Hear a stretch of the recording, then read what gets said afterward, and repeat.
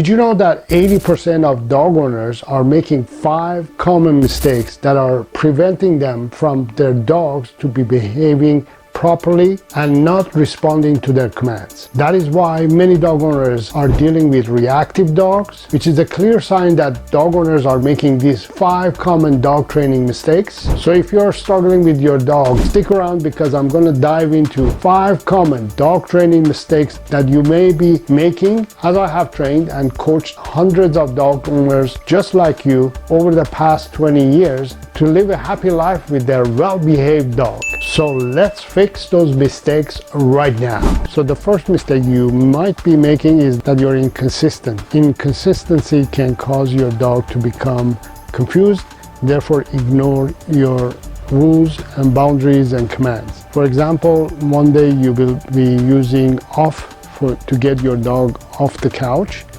and the next day maybe you'll be using off to stop your dog from chewing the shoes. So that it will make your dog to get confused and not to know what to do. So that can cause a little bit of confusion in you and your dog because you both are not getting the results that you're looking for. So the solution for this problem would be, I use one word for every correction that I need to make to my dog. So for example, I use the word no to stop my dog from doing whatever is about to happen and it's unwanted. So for example, if I don't want her to touch this ball, I'll say nope, and she won't touch the ball. So one word has become all the words for the correction of unwanted behavior. So this way I'm being consistent. I'm not using different words for different situations, and I'm being clear and consistent. My dog is familiar with that word and she always responds to that word instead of me using different words. Number 2 mistake is that dog owners use punishment to correct their dogs. Punishment can destroy the relationship that you are trying hard to build between you and your dog. In general, it's not healthy for you to be in the state of mind of punishment, and it's not healthy for a dog to feel punishment as well. Instead, what I suggest you to do is either prevent your dog from making mistakes in the first place. So for example, start training your dog at home where your dog is more willing to work with you and there are less distractions, so therefore you'll be more successful. And number 2 suggestion that I have is, don't even think about using punishment to correct your dog, because if you're going to be using punishment to correct your dog, that means you haven't been training your dog, or you haven't approached training your dog properly. Therefore you're relying on punishment. So instead of thinking of punishing your dog, either redo the exercise that you're working on or change something in your technique that you're using to train your dog. It's always humans who make mistakes that needs to be addressed, not the dog. And the dog shouldn't be punished for the mistakes that humans make. Hey dog lover, before we continue our video lesson, I want to invite you to download and grab my exclusive handbook that is designed specifically for a dog owner like you. In this handbook, you will find clear, actionable solutions to change your dog's behavior and create a healthier and stronger bond with your dog right from the comfort of your home. The link is in the description below this video. Go ahead and grab it and let's get back to the video. And number 3 mistake that dog owners make is that they either wait until their puppy is older to start training their dog, or they wait until their dog is misbehaving and then they start training their dog. Realizing that when you're doing that, it gets a little bit too late and it gets harder when you wait to train your dog. So instead, I suggest you to start training your dog as soon as possible, right now, today.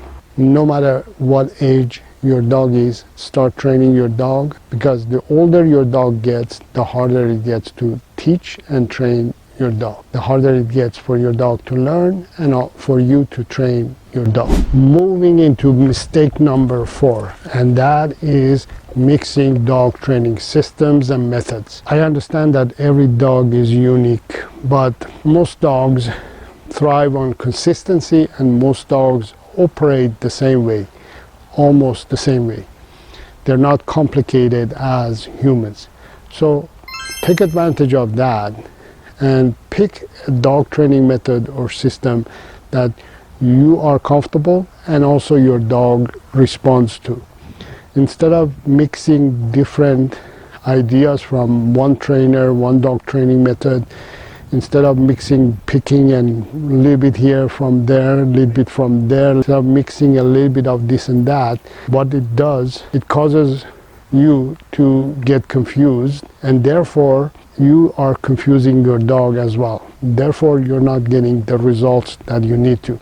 So pick one training method or style that really resonates with you, with your heart and soul, and use that for a period of time. And then if that doesn't work, then move on to the next dog training method.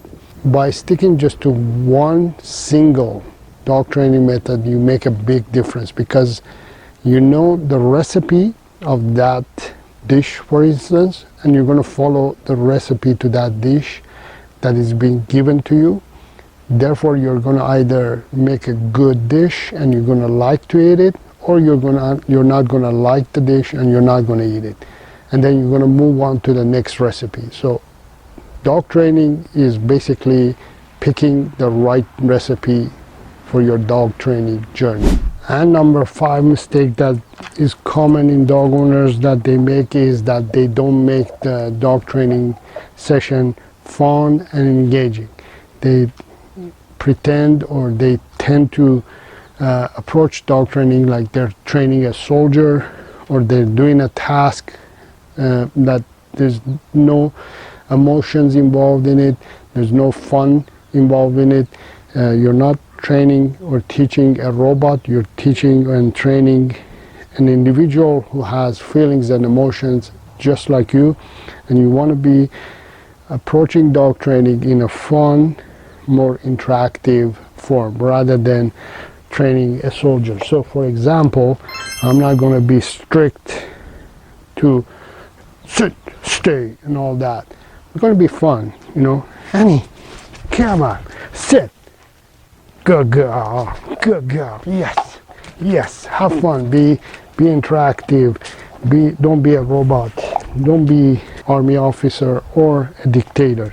Have fun. And sit, stay. Good girl, good girl. Annie, down.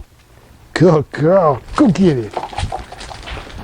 So here's the most crucial and the most important takeaway from this video. Remember that training should be an opportunity for you to bond with your dog. Never look at it as a task. Dog training is not training a machine or a robot.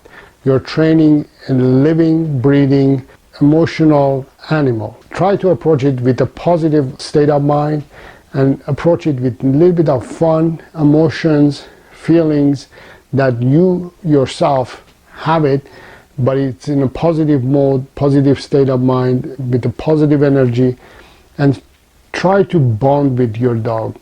The more you focus on building a bond with your dog rather than training your dog will learn faster, your dog will behave better, and your job of training your dog would be much easier. It won't feel like a job or a task either.